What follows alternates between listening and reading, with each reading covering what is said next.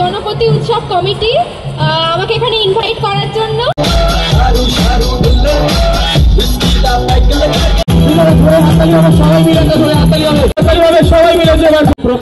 এটা বলতে পারো যে এই ভিডিও থেকে এখন আর্নিং তুমি কি করেছো? এখন যে সময়টা দিয়ে আমরা যাচ্ছি আর কদিন পরে বাবা মারা সেটাই বলবে যে ফোন নিয়ে ভিডিও কর, তোকে একটা বড় ক্রিয়েটর হতে হবে। দারুণ দারুণ যে এঁকেছে, মানে কি বলবো। দেখো এরা হচ্ছে টাউন হাই স্কুল থেকে এসছে, এরাও কিন্তু খুব সুন্দরভাবে এক্সপ্লেন করছিল। স্পেশালি এখানে আমার নামটা লেখা আছে। তার কাছ থেকেই আমরা শুনে নেব, কারণ এখন লম্বা তার সোশ্যাল মিডিয়ার list. Hi everyone, welcome back to my channel. আজকে আমি ভীষণ এক্সাইটেড।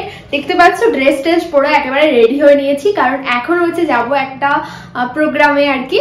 তো অ্যাকচুয়ালি আজকে হচ্ছে গণেশ পুজো আছে, তো গণেশ পুজো উপলক্ষে আমাদের বসিরহাট টাউন হলে একটা অনুষ্ঠান হচ্ছে, তো সেখান থেকে আমাকে ইনভিটেশন পাঠানো হয়েছে। তো যাই হোক, আমি ভীষণ এক্সাইটেড, কারণ এইরকম একটা প্রোগ্রাম থেকে আমাকে ফার্স্ট টাইম ইনভাইট করা হয়েছে। এর আগে তো প্রচুর ইভেন্টে গেছি, বেশ কিছুদিন আগে ইউটিউবের ক্রিয়েটার কালেকটিভ ইভেন্টে গেছি, তো ওখানে তো প্রচুর মজা হয়েছে, তোমরা তো ভিডিও দেখে নিয়েছো। তো আজকে হচ্ছে বাড়ির পাশে একদম ইভেন্টটা বসিরহাট টাউন হলে, তো ভীষণ এক্সাইটেড। আর আজকে আমার সাথে আমার বোন যাবে, আমরা দুজনে মিলে যাব। ইভেন্টটা শুরু হবে হচ্ছে সন্ধ্যে 6টা থেকে। তো এখন অলরেডি 4:45 বাজে, এবার আমরা হচ্ছে বার হব, আর ওখানে গিয়ে কি কি হবে সব তোমাদের সাথে কিন্তু শেয়ার করব। তো তোমরা স্কিপ না করে কিন্তু ফুল ভিডিওটা দেখতে থাকো, আর চ্যানেলটাকে অবশ্যই সাবস্ক্রাইব করে দিও। তো চলো।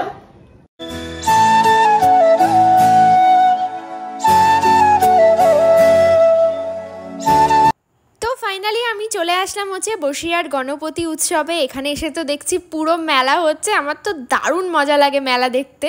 তো চলো তোমাদেরকেও দেখাই।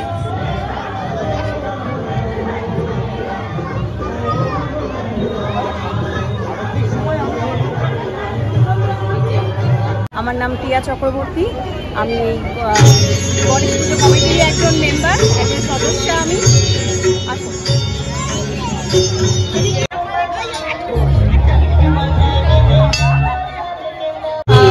এইখানে আমরা বিভিন্ন মেয়েরা যাতে আরও ইন্ডিপেন্ডেন্ট হতে পারে, নিজের পায়ে দাঁড়াতে পারে, সেই ক্ষেত্রে গণপতি উৎসব কমিটি তাদের জাস্ট পাশে দাঁড়াচ্ছে, তাদের স্কোপ করে দিচ্ছে যেন তারা তাদের মতো করে তাদের অর্থ উপার্জন এবং ইন্ডিপেন্ডেন্ট হওয়ার পথটা আরও প্রসারিত করতে পারে। এই আমি তোমাদেরকে জানাচ্ছি।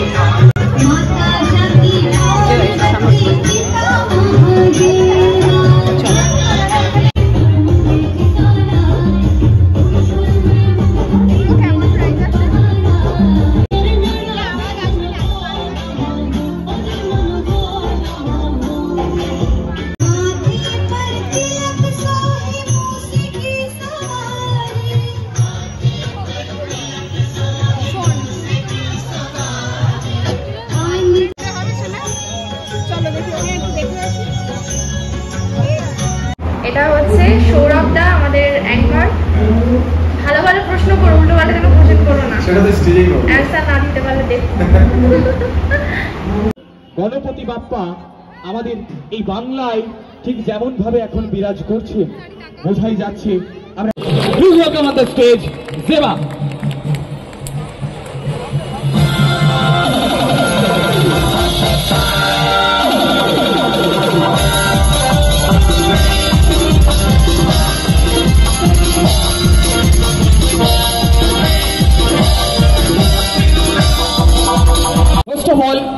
প্রথমেই ওর পরিচয়টা ওর কাছ থেকেই জানবো।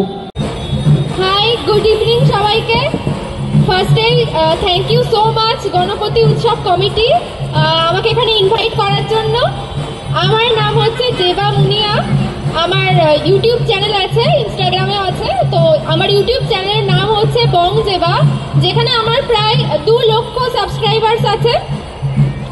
তো আমি একজন স্টুডেন্ট, লাস্ট মান্থে আমার মাস্টার্স ডিগ্রি কমপ্লিট হলো।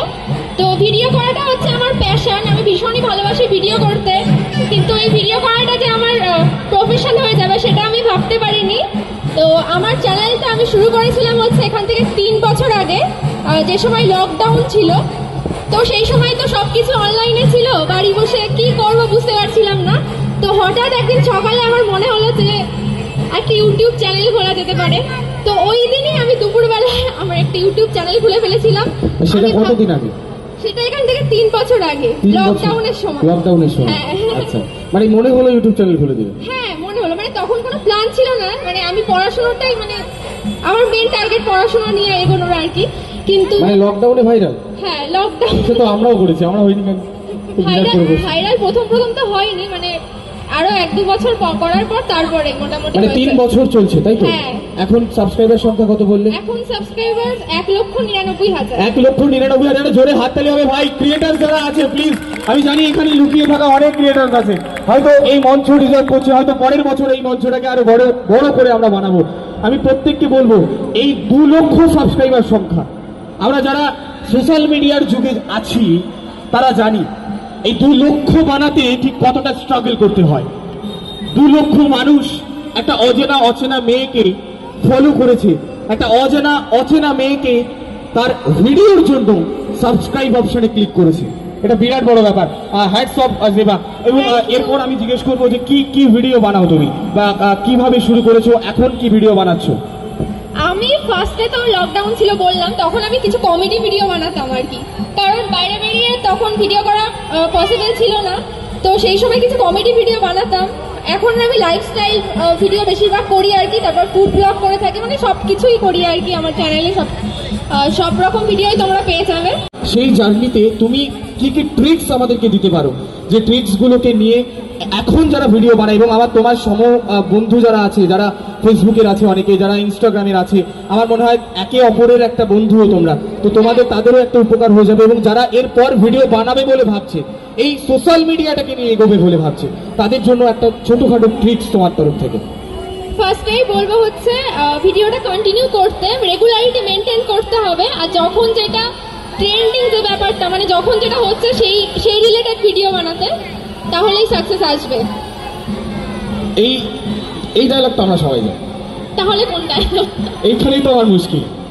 আমার যত ইউটিউবারদের সঙ্গে দেখা হয়, কিন্তু আমি এটাই মেইন ট্রিক্স, মানে শুধু ভিডিও বানিয়ে যেতে হবে, মানে কত ভিউজ আসছে, কত সাবস্ক্রাইবার হচ্ছে, সেসব কিছু দেখলে হবে না, মানে ভিডিও তোমাকে কন্টিনিউ বানিয়ে যেতে হবে। আমি সব মানছি, কিন্তু আমার প্রবলেম এটা যে আমি একটা ভিডিও বানালাম, সেই ভিডিওতে 1 লাখ ভিউজ, তারপরে ভিডিও বানালাম 100 ভিউজ, তারপরে ভিডিও বানাতে কি ইচ্ছা করে? ইচ্ছে না করলেও করতে হবে, এটা আমার সাথে হয়েছে। আমি 2-2বার ভিডিও বানানো ছেড়ে দিয়েছিলাম, তারপর আবার মানে বানাচ্ছি। আরে বলছো আমার বানাবো video?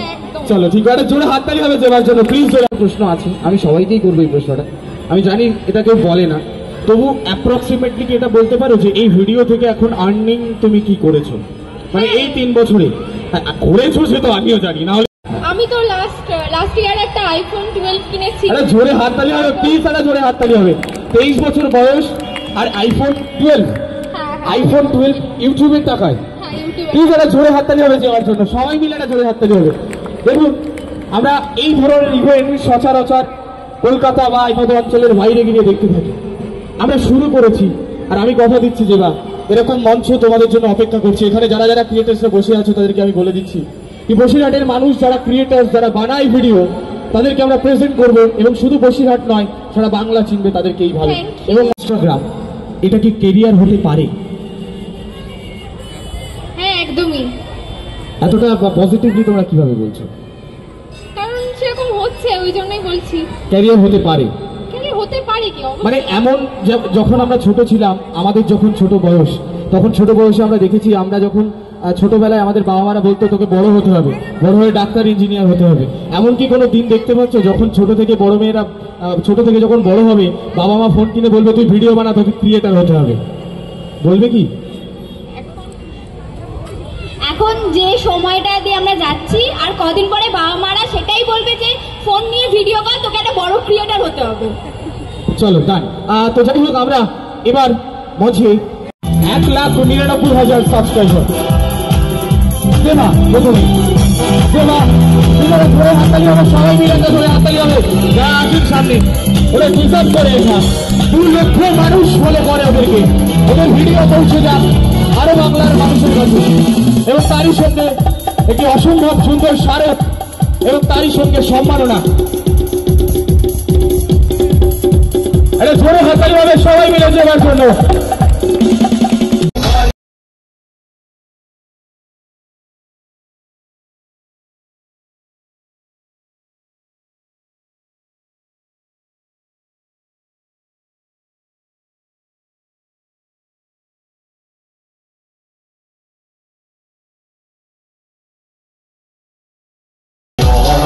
We do party all night.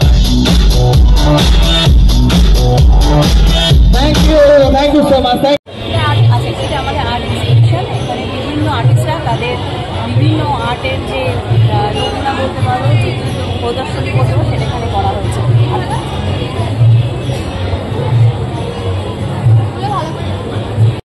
এখানে কিন্তু বিভিন্ন স্টলের সাথে সাথে আর্ট এক্সিবিশন, তারপর হচ্ছে সায়েন্স এক্সিবিশনও হচ্ছিল।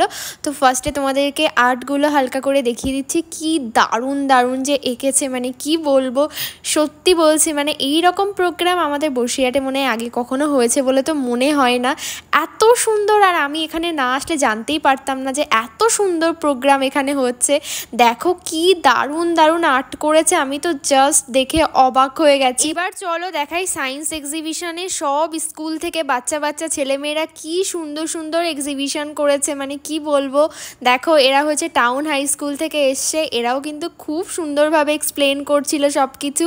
আমার ভীষণ ভীষণ ভালো লাগছিল। আর ব্যাকগ্রাউন্ড নয়েজটা এতটা আসছিল যে ভালো করে তোমরা বুঝতেই পারতে না ভিডিওর মধ্যে কথাগুলো। এই ছোট্ট ছোট্ট বাচ্চাগুলো দেখো, এরা ক্লাস 4-এ পড়ে, এদের এক্সপ্লেনটাও আমার দারুণ লেগেছিল, সত্যি বলছি, মানে আমার ভীষণই ভালো লেগেছিলো। আরও প্রচুর স্কুল থেকে এসেছিল, সব ভিডিওর মধ্যে আমার নেওয়া হয়নি কারণ একটু বিজি ছিলাম আর কি। তো যাই হোক, আমার ভীষণই ভালো লেগেছে। আর এখান থেকে আমি কি কি গিফট পেয়েছি সেটা আমি তোমাদের সাথে বাড়ি গিয়ে শেয়ার করছি।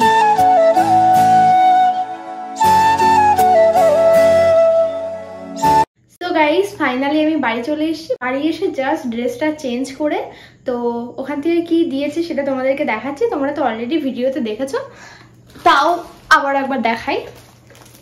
ওরা দিয়েছে এই সুন্দর মেমেন্টটা দিয়েছে, যেটা আমার ভীষণই পছন্দ হয়েছে। আর স্পেশালি এখানে আমার নামটা লেখা আছে, ওই জন্য আরও বেশি পছন্দ হয়েছে। এটা তো আমার স্মৃতি হিসেবে থেকে যাবে সারা জীবন। তার সাথে এই গিফটটা দিয়েছে। এর মধ্যে কি আছে সেটাই আমি তোমাদের সাথে শেয়ার করব।